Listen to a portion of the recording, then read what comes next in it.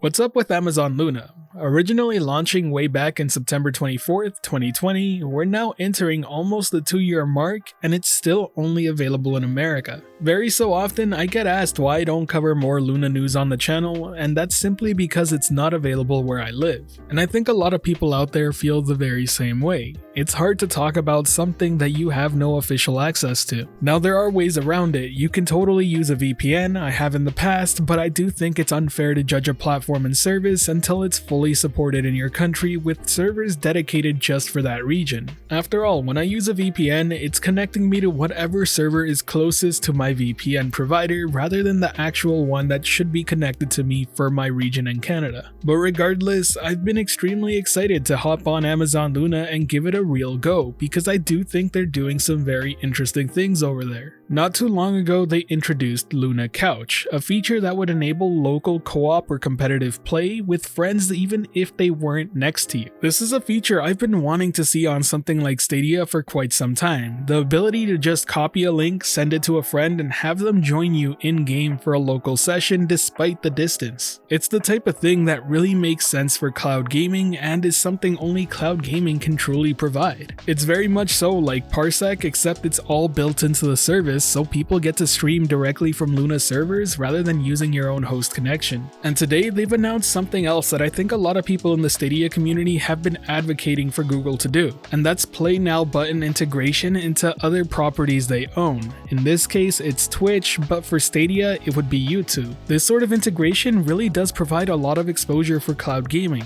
and I know I've gone on countless rants about how big of a deal it would be for Stadia to just have a Play Now button under any game trailer that supports Stadia. And as much as I want to give props to Amazon for integrating this sort of thing directly into Twitch because I also think that's quite a big deal, I really can't, at least not yet, because Amazon Luna isn't available anywhere else other than America. Now I really do believe that they will be supporting more countries real soon. That being said, I said that a year ago and here we are. I think Amazon Luna has a ton of potential in the cloud gaming space, and that's because it's filling the very niche that Stadia fans love. And that's pure convenience of being able to click play and being straight into the game. That's not to say that it has everything Stadia does though. Luna still has a lot of features missing that I think people would consider essential. And that's stuff like friends list, party chats, and other things that I think every gamer of today would consider a basic feature. I expect that sort of stuff to arrive at some point, but I have to admit that I'm surprised it hasn't been the focus for the past 2 years. To me, it always feels like Amazon Luna is doing some great things, but also some very questionable choices are being made over there.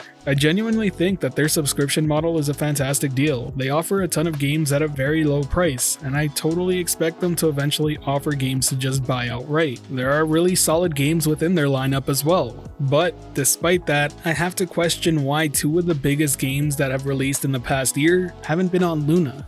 Especially when Amazon is the one publishing these games. I'm talking about none other than New World and Lost Ark. Both of these games made an insane splash when they launched. Lost Ark is still making some huge numbers on Steam. So why aren't they officially supported on Luna? Amazon's footing the bill here, so why not get that sort of support on your cloud gaming service? When New World came out and they supported GeForce Now support, I just kind of assumed maybe it's because they wanted to make some initial sales and then eventually add it later. But with Lost Ark, it's a free-to-play title, so why isn't it on Luna? There's no need for initial sales here. New World also had the excuse of not having official gamepad support, but that's once again not true with Lost Ark, which does support gamepad officially through the game. It just makes absolutely no sense to me that these giant games that are hugely successful are not being taken advantage of for their very own streaming platform. If Lost Ark was getting official day one support for any cloud gaming service or platform, it would have been big news. At the time of this recording, Lost Ark is the #1 game on Steam charts with over 1 million current players playing it this very moment. Just think about that for a second. Those are insane numbers. For every reasonable decision Amazon Luna makes, it has me questioning another one. I really do think there's a ton of potential for Luna to pop off in a big way in the future. But I also do believe that Amazon is having disconnects of its own, very much like Stadia did with Google early on. After all, I think most people would agree that it took Stadia quite some time to get its gears turning, and with Amazon Luna, it seems to be taking even longer. It's been 2 years after all. But one thing I do gotta admit is that the beta tag that they added to Amazon Luna's launch 2 years ago is really saving it from a lot of criticism. As someone who plans on being there day one, it just feels like they're moving extremely slow over there. It could very well be that they just saw how Stadia did and then are reacting to that, but still, I'm kind of disappointed. Either way, that's my piece, but now I want to ask you to share yours. How do you think of Amazon Luna? Do you think they're doing a fantastic job, a terrible job? Let me know down below. If you enjoyed this video or found it helpful at all, be sure to hit that like button as it really does help the channel out, and if you're wanting more content like this, be sure to subscribe and hit that notification bell as well. As always, this has been the Virtual Cloud, giving you the latest and greatest on everything cloud gaming and VR related, and until next time, I'll catch you in the clouds.